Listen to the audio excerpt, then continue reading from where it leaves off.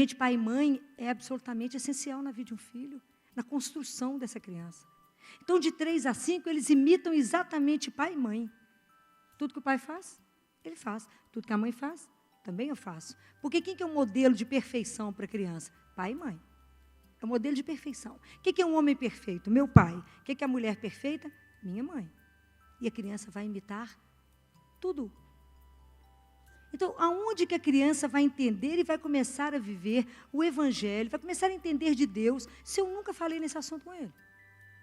Quando a criança é pequenininha, nós identificamos todas as coisas para eles, não é?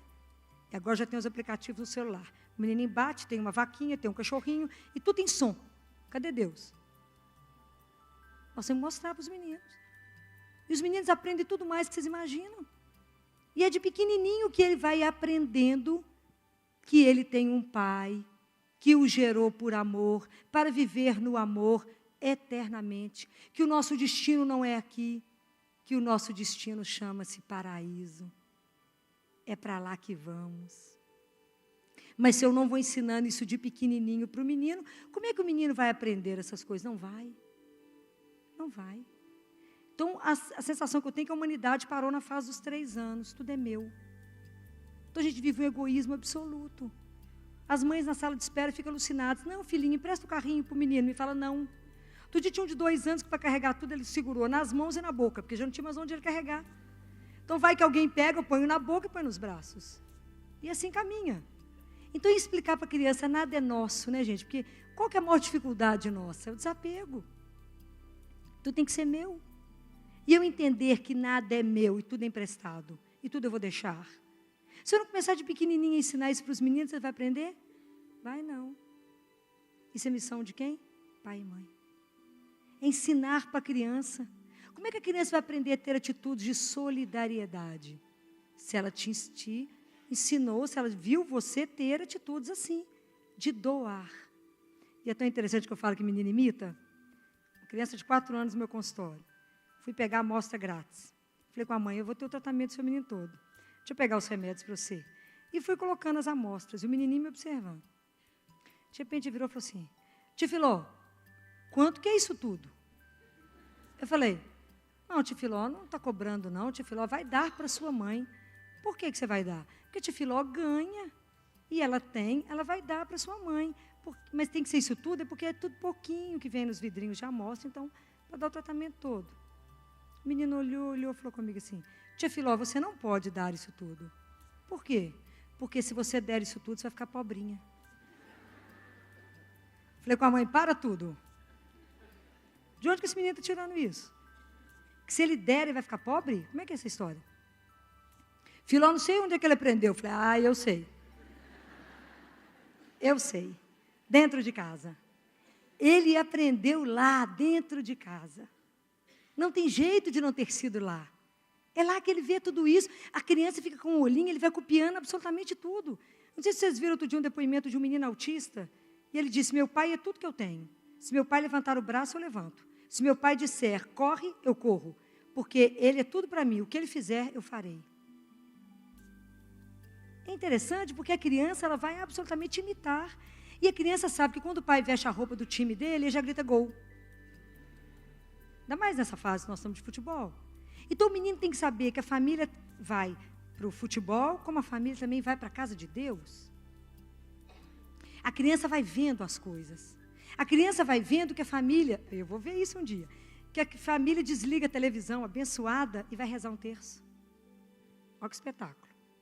Quando a família começar a fazer isso, vocês verão o que vai acontecer com as famílias. Mas a família não sabe mais rezar junto. Porque não aprendemos, porque não temos tempo. E eu digo para vocês que é difícil, não é fácil desligar a televisão, não. Tem que ter uma disciplina. Porque, na verdade, vocês vão chegar à conclusão, até eu acabar de falar, que para a gente criar os filhos, sob o ponto de vista dele, a conversão primeiro tem que ser nossa. Ninguém dá aquilo que não tem. Então, para o menino entender que na minha casa a gente lê a palavra, como é que ele vai entender o que é Bíblia se nunca me viu com a Bíblia aberta?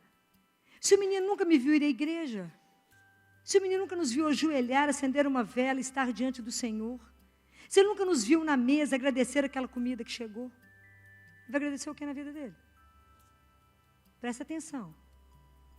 Nós é que vamos plantando naquela criança que chegou como uma fita virgem, tudo que a gente quiser. E são esses meninos que não podemos esquecer que serão os homens e as mulheres que vão continuar aqui a criar, se Deus quiser, o reino de Deus. Mas que valores esses homens e essas mulheres irão passar se elas não receberam nada?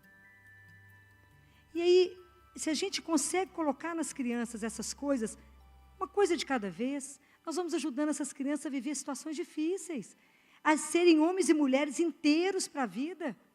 Como é que uma criança vai viver o sofrimento? Como é que um adolescente vai viver o sofrimento se ele nunca viu o sofrimento dentro da casa dele, ou se ele nunca viu como é que a família reagiu ao sofrimento? Ou ele viu que as pessoas entraram no remédio, na depressão e na cama?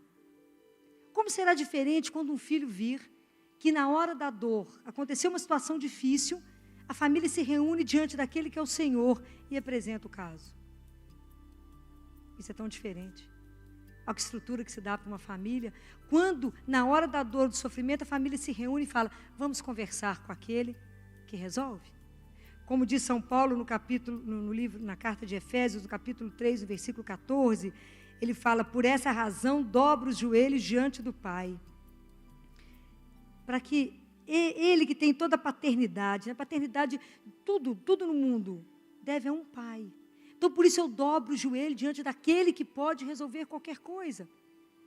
Mas se eu não ensino esse menino como é que ele se comporta diante do sofrimento, como é que ele vai ser? Como é que ele vai viver isso?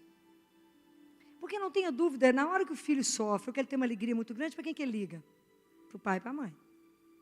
Esses dias lá no CTI, um casal jovem, estava com um bebê com uma síndrome grave, um problema de coração grave. Na primeira etapa da cirurgia, o bebê morreu. E o casal sozinho aqui, o resto da família não mora aqui. Eu conversei muito com os dois, preparei os dois. Depois de tudo, o filho foi ligar para a mãe, para avisar que a neta tinha morrido. O que ele esperava dessa mãe? Um apoio, né? Não é a mãe que consola, que fala, que dá uma palavra de Deus, que dá uma palavra de eternidade, de conforto. Não, ele que teve que confortar a mãe no telefone. Por fim, a mãe, eu acho que deixou ele tão desorientado, que ele falou, mãe, depois eu converso. Porque naquela hora, onde ele precisava de buscar, ele não teve. Isso é muito sério. Porque às vezes o filho vem até nós precisando de uma demanda, precisando de uma palavra, e nós não temos para dar. Porque não cultivamos nada, não é? Eu abracei ele e falei, é assim mesmo. Deus não nos desampara. Mas é porque às vezes busca, não sabe buscar, né? Ele não foi treinado aonde que se busca no sofrimento. Aonde que a gente se ampara? Em Deus. É só nele.